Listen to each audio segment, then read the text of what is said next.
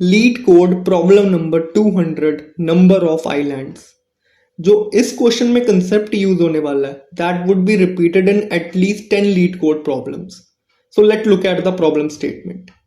So you have given a matrix where 1 represents land and 0 represents water, and we have to return the number of island. So what is the definition of island here? First let's read it.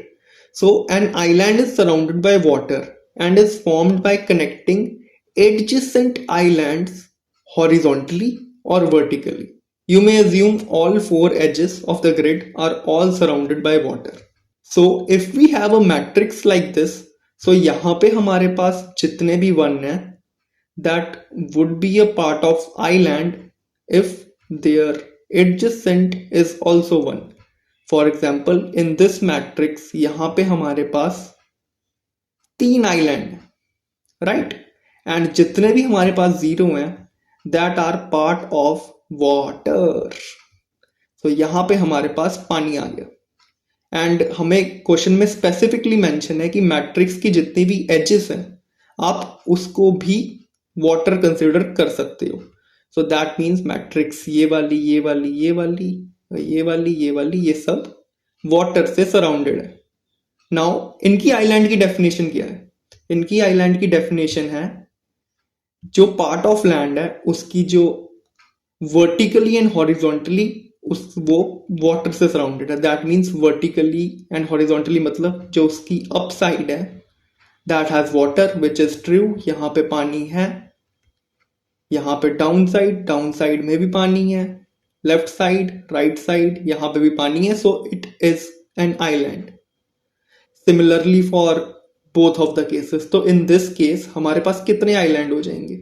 सो पानी एक इस island को surround कर रहा है, एक इस island को सराउंड कर रहा है एंड एक इस आइलैंड को सराउंड कर रहा है. So we will have 1 2 3. We would have 3 islands. So we would return 3 in this case, right. So इनके अकॉर्डिंग जो एक आइलैंड है उसकी अप डाउन राइट लेफ्ट ये चारों साइड्स में पानी होगा, राइट. इसका मतलब ये है दैट ऑल्सो मीन्स कि अगर बाय चांस डायगनली अगर कोई आइलैंड प्लेस्ड है, फॉर एग्जाम्पल अगर हमारे पास एक ऐसा आइलैंड है, एक ऐसा आइलैंड है हमारे पास, सो ये दोनों एक आइलैंड का पार्ट नहीं बन सकते हैं. ये एक पार्ट नहीं बन सकते हैं. वाई? बिकॉज ये एडजेसेंडिंग है. ये अप डाउन लेफ्ट राइट इन चारों में से किसी साइड में नहीं है.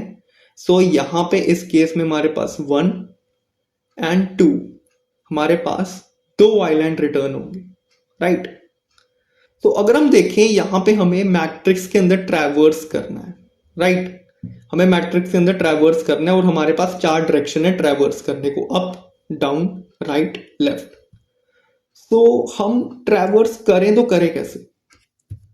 तो अगर हमारे पास कुछ इस हिसाब का है कि हमारे पास आई और जे हमें दे दिए हैं इस बॉक्स में, दैट मीन्स हमारा जो अप डाउन लेफ्ट राइट वो ये वाले बॉक्सेस होंगे, राइट. सो अब हम इसमें ट्रैवर्स क्या करें अंडर द कंडीशन कि हमें आई और जे दिया हुआ है. ओके ठीक है, हमें आई और जे दिया हुआ है. सो अगर हमें अप जाना है दैट मीन्स हम 1 स्टेप ऊपर जा रहे हैं रो में. सो हमारा आई -1 हो जाएगा, राइट, क्योंकि हमने वो ऑलरेडी हम नीचे आ रहे हैं ना, so it would decrease. So I -1 and जो जे है that would be constant in case of up.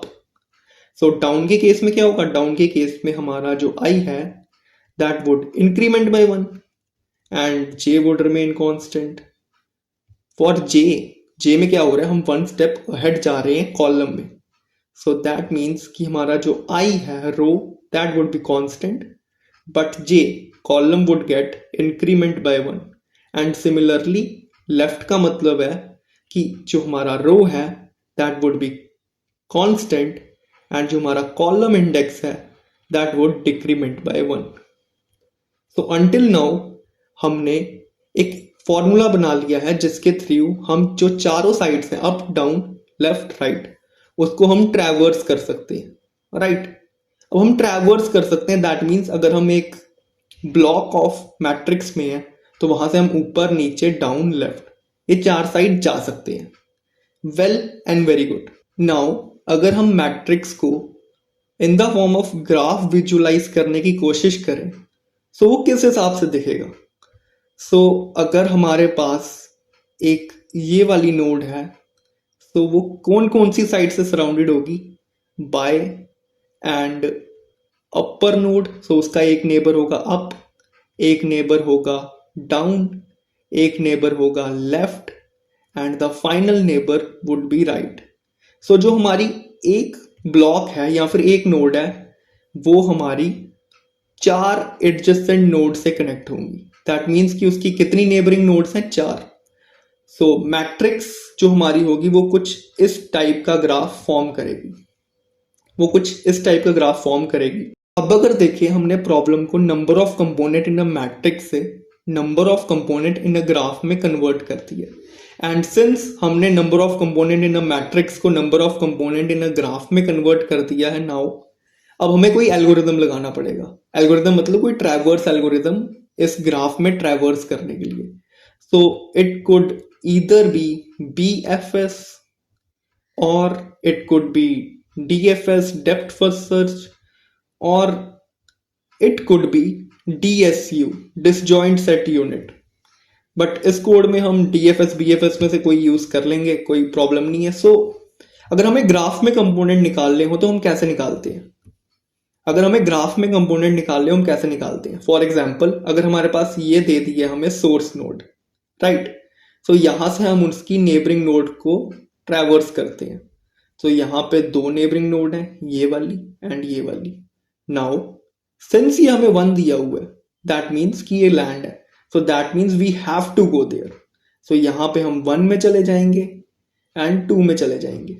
Now जैसे ही हम वन में गए सो वन के कितने नेबर हैं, वन के हमारे पास एक ये वाला नेबर है, एक हमारे पास राइट में नेबर है, एक हमारे पास डाउन में नेबर है, राइट। बट अगर हम देखें यहाँ पे हमने वन को ऑलरेडी ट्रैवर्स कर दिया तो वहां पे वापस जाके कोई फायदा नहीं होगा। तो इसलिए हमें यहाँ पे एक 2D मैट्रिक्स क्रिएट करनी पड़ेगी विजिटेड, जो हमें बताएगी कि क्या हम उस नोड में ऑलरेडी ट्रैवर्स कर लिया है या नहीं कर लिया है। In case of DFS and BFS हम ऑलरेडी एक विजिटेड एरे बनाते हैं, तो ये हमें एल्गोरिदम में ही प्रोवाइड किया होता है। So well and good. So visited array हमें बनानी पड़ेगी जहां पे हम लिख देंगे कि ये ट्रू है, हमने इसको ऑलरेडी ट्रैवर्स कर दिया है तो हम वापस इसे ट्रैवर्स ना करें। नाउ ठीक है, फिर हम इसका मतलब क्या हुआ कि हम इस नोड में फिर से ट्रैवर्स नहीं करेंगे। हम इस नोड में गए तो यहाँ पे हमें जाना पड़ेगा because it is one land. हम सिर्फ लैंड में ही ट्रैवर्स कर रहे हैं, हम वाटर में ट्रैवर्स नहीं करेंगे। नीचे नीचे यहाँ पे खाली है दैट मीन जीरो, तो यहाँ पे हम नहीं जाएंगे, राइट। फिर हम इस केस के लिए गए, इस वाले वन के लिए गए, वन में यहाँ पे ऑलरेडी हमारा ट्रैवर्स्ड हुआ है, तो ये नोड हमारी ऑलरेडी ट्रैवर्स हुई है, राइट। सो यहाँ पे हमारे पास ये चारों हो जाएंगे हमारे पास ट्रू ट्रू ट्रू ट्रू। सो इससे हमारा कोई एक्स्ट्रा कॉस्ट भी नहीं लगेगा क्योंकि हमने यहाँ पे विजिटेड एरे में ऑलरेडी ट्रू कर दी, तो बार बार गोल गोल नहीं घूमेगा, राइट। सो अब अगर हम आगे जाएं, आगे जाके अगर हम यहाँ पे देखें, यहाँ पे अभी तक फॉल्स होगा, बट सिंस यहाँ पे भी जीरो है, यहाँ पे जीरो है तो हमें पता है यहाँ पे वाटर है, तो हम यहाँ पे ट्रैवर्स नहीं करेंगे। सो इसका मतलब है कि हमारी कंडीशन किस हिसाब की बनी, हमारी कंडीशन बनी कि जो विजिटेड है, अगर हमारा विजिटेड फॉल्स है एंड हमारा लैंड एग्जिस्ट करता है, राइट। हमारा लैंड एग्जिस्ट करता है, इसका मतलब क्या है, जो हमारी मैट्रिक्स है दैट वुड बी वन। तो अगर हमारा मैट्रिक्स वाला ब्लॉक वन है एंड हमारा विजिटेड फॉल्स है दैट मीन्स कि हम ट्रैवर्स करेंगे, राइट। हम ट्रैवर्स करेंगे BFS और DFS, हम ट्रैवर्स करेंगे एंड हर ट्रैवर्सल में क्या होगा, हमको एक कंपोनेंट मिल जाएगा, जैसे हमने यहाँ पे इस 4 वन का कंपोनेंट फाइंड किया। सो ये हमारा कंपोनेंट एक आइलैंड फॉर्म करेगा। सिमिलरली फॉर दिस केस हमारा एक और आइलैंड फॉर्म हो जाएगा, और फॉर दिस केस हमारा एक और आइलैंड फॉर्म हो जाएगा और हम इफेक्टिवली ये क्वेश्चन सॉल्व कर लेंगे। नाउ अगर हम कोड को देखें, कोड में सबसे पहले हमने एक इंट ले लिया है कंपोनेंट के लिए, जो रिप्रेजेंट करेगा कि हमने कितनी बार BFS या DFS कॉल की है, and that would represent our number of component. जितने कंपोनेंट उतनी बार DFS और PFS कॉल। देन हमने एक विजिटेड वेक्टर बना दिया है। देन हम दो फॉर लूप लगा के मैट्रिक्स में ट्रैवर्स कर रहे हैं, एंड यहाँ पे हमारी इफ कंडीशन आ रही है कि अगर हमारा विजिटेड फॉल्स है एंड जो हमारा मैट्रिक्स है उसके अंदर लैंड है, दैट मीन्स 1 की वैल्यू है, देन हम हमारी जो ट्रैवर्सल है BFS और DFS उसके अंदर ट्रैवर्स करेंगे एंड हमारे कंपोनेंट को प्लस प्लस कर देंगे। नाउ अब हम अगर ट्रैवर्सल में आए, सो ट्रैवर्सल में हमने DFS यूज किया है, तो सबसे पहले अगर सिंस वो 1 था और हमारा नीचे विजिटेड फॉल्स था, तो हम सबसे पहले उसे ट्रू करेंगे। देन नाउ हमने एडजेसेंट साइड्स को विजिटेड करना है। नाउ हमें एडजेसेंट साइड को विजिट करना है, सो उसके लिए हमें 4 साइड्स पता होनी चाहिए, अप डाउन राइट लेफ्ट। सो उसके लिए हमने यहाँ पे साइड्स वेक्टर क्रिएट किया है, जिसके अंदर हमने वही वाला कंसेप्ट यूज किया है कि i+1 j+1 j-1, वो जो 4 केसेस थे, उन 4 केसेस को हमने एक साइड्स नाम के वेक्टर में स्टोर किया है। एंड हम यहाँ पे जब आ रहे हैं तो हम बोल रहे हैं कि क्या अगर हमारी ग्रिड की वैल्यू 1 है और अगर विजिटेड हमारा फॉल्स है, एंड अगर हमारा कोई भी एज केस है, एज केस कौन सा, अगर बाय चांस वो आउट ऑफ मैट्रिक्स हो जाए या आउट ऑफ बाउंड चले जाए, तो उसको हैंडल करने के लिए हमने लगाया कि i और j की जो वैल्यू है वो 0 से बड़ी होनी चाहिए और मैट्रिक्स ऑफ साइज से छोटी होनी चाहिए, तो वो हमारे रेंज ऑफ बाउंड में रहनी चाहिए। सो अगर ये है तो हम फिर से हमारी DFS कॉल कर देंगे, and by the end of which हमारे जितने भी कंपोनेंट होंगे, कंपोनेंट की जितनी भी नोड्स होगी, वो सारी ट्रैवर्स हो जाएंगी। एंड अगर हम इसको सबमिट करें, दिस वुड बी एक्सेप्टेड। तो जो इस क्वेश्चन का लॉजिक था, ये था क्या, एक मैट्रिक्स का क्वेश्चन था, राइट। इसमें इस मैट्रिक्स के क्वेश्चन को हमने एडजेसेंट नोड्स ट्रैवर्स करने थे, that means we have to convert it into a graph problem. तो ग्राफ प्रॉब्लम में नंबर ऑफ कंपोनेंट फाइंड करने के लिए हमने एक ट्रैवर्सल एल्गोरिदम लगाना था। सो ट्रैवर्स एल्गोरिदम लगाने के लिए हमने BFS DFS कुछ भी ले लिया, एंड हमने एडजेसेंट को ट्रैवर्स करने के लिए एक वेक्टर बना दिया साइड्स, जिसके अंदर हमने जो 4 sides up down left right उसको ट्रैवर्स कर दिया। फर्दर अगर क्वेश्चन में मेंशन होता कि हम डायगोनल साइड्स को भी ले सकते हैं, जो आइलैंड है वो डायगोनल साइड्स भी हो सकता है, देन हम साइड्स वाले वेक्टर को एक्सपैंड कर देते और हम लॉजिक देख लेते कि जो ये 4 साइड्स हैं उसका क्या केस होता। उसमें होता i+1 j+1 i-1 j+1, और इसी की और 4 पॉसिबिलिटीज आ जाएंगी क्योंकि 4 ब्लॉक हैं। और फर्दर अगर जो हार्ड लेवल के क्वेश्चन आएंगे इस पैटर्न में, सो उसमें ये हो सकता है कि उसमें हम अगर BFS में क्यू लगाते हैं, क्यू में फर्स्ट इन फर्स्ट आउट होता है, तो हमें वहां पे सेट लगाना पड़े और समथिंग लाइक मिन हीप लगाना पड़े, जिसमें सबसे पहले जो सबसे छोटा एलिमेंट है वो निकले। एंड आई होप कि आपको ये पैटर्न समझ आया हो। Here we go off air.